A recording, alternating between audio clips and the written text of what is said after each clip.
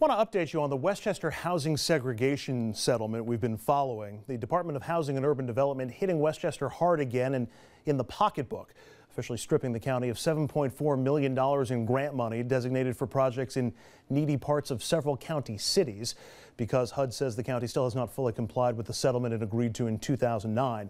The county executive, Republican Rob Astorino, is appealing that move in court. The settlement followed housing law violations committed by the previous county government, led by then executive Democrat Andy Spano. Now, this issue, low-income housing, which is seen as the solution to the housing segregation in Westchester and other communities, it's a subject that our lawmakers know quite well. Assemblyman Mayer represents Yonkers, home to half of Westchester's rent-stabilized housing units, and she's spoken frequently about affordable housing. Congressman Himes has served on a pair of House Financial Services housing subcommittees and formerly served as the chairman of the Greenwich, Connecticut Housing Authority. So without getting into the specifics and trying to debate what's happening in Westchester, does every community have a responsibility to provide low-income housing? And if so, how do we figure out how much is supposed to be there? Assemblywoman? Well, I think as you have new development, you have an opportunity to create affordable housing. And if we want our police, our fire, our teachers, our sanitation members to be able to live in the communities where they work, we have to build in affordable housing. People have a concept of affordable housing that I think is not always accurate. We're talking about housing, what is frequently called workforce housing, as well as housing for low-income individuals who are not working. But in order to have a real urban environment, like in my district and throughout New York City and much of the state, we need to have affordable housing. Otherwise, we're going to have only wealthy people in our communities, and that's not acceptable. And there are creative ways to induce developers and to create low-income housing and affordable housing. I think you can do it with inducements. We're trying to do it in Yonkers, and they certainly have tried very hard in New York City to find creative ways to build enough affordable housing. Let me take the opposite argument of this. And Congressman, you represent Greenwich, which is in your district, one of the tonier, pricier zip codes in America. And a lot of people would say, well, I've worked my entire life to get to the point where I can afford my own little piece of Greenwich. Should Greenwich then have to provide low-income housing? And how do you respond to people who say, well, that's not fair to me. I've worked my fingers to the bone to get here.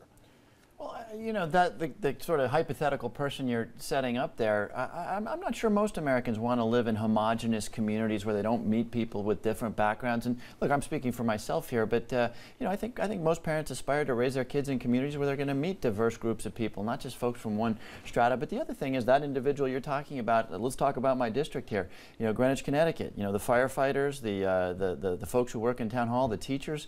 Very difficult for them to afford to live there. So what are they doing? They're living 50 miles up the highway. Do not come to my district between the hours of 7 and 9 p.m. because those teachers and their firefighters and policemen and whatnot are doing that long-term commute. So there's good reasons to try to foster good mixed-income communities. I'm with the Assemblywoman on this. I don't think you want to be too heavy-handed about it, but I do think you want to provide incentives to you know, if developers build new, they build a certain percentage of those units available for you know, for workforce housing, affordable housing. So I think with a light touch and with things like inclusionary zonings, you can move in the direction that most people I think would want to be in. Doesn't that run the risk, I'll open this up to everybody, of creating basically not ghettos, but areas, small portions within every neighborhood where that's where all the low-income folks are going to go? That's going to be, I mean, is there a risk that somehow it's going to be separating the community even internally? I mean, when I was a councilman in New Rochelle, what we had was a 10%. You can either pay into a housing fund or have 10% of your new development be affordable housing. And again, there's a difference between low-income housing and workforce affordable housing.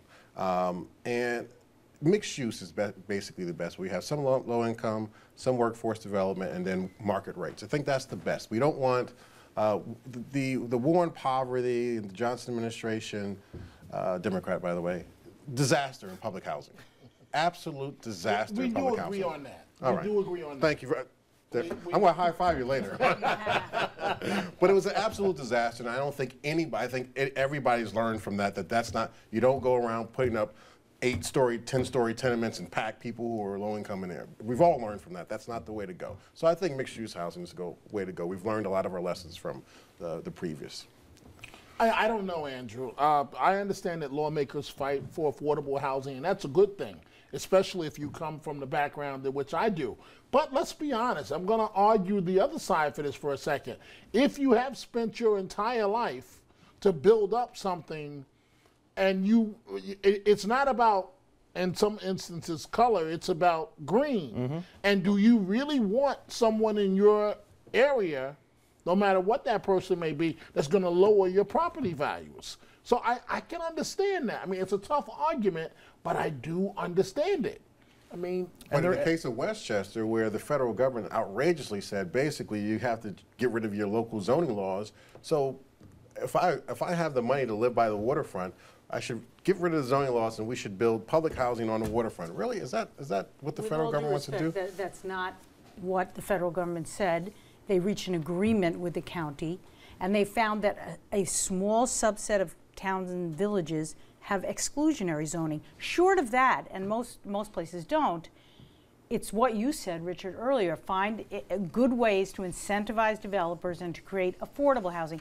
And to your point, I would just say that you have to be sensitive about the person who has enough money to buy a huge acre house, who doesn't want a garden apartment next door. On the other hand, there is a way to have people live together and appreciate that we live in an economically diverse. You don't have the right to live in a place where no one is around you who doesn't have your own wealth. Even if it runs the risk of lowering your property value?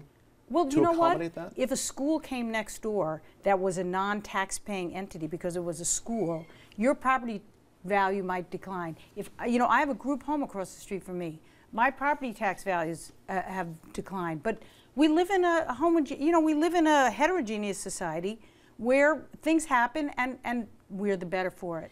But Andrew, I do want to say that I strongly agree with my colleague. I really believe that Senator Moynihan was right in his report that he did on minority communities and the role of the black man. I think one of the greatest failures of our country has been public housing.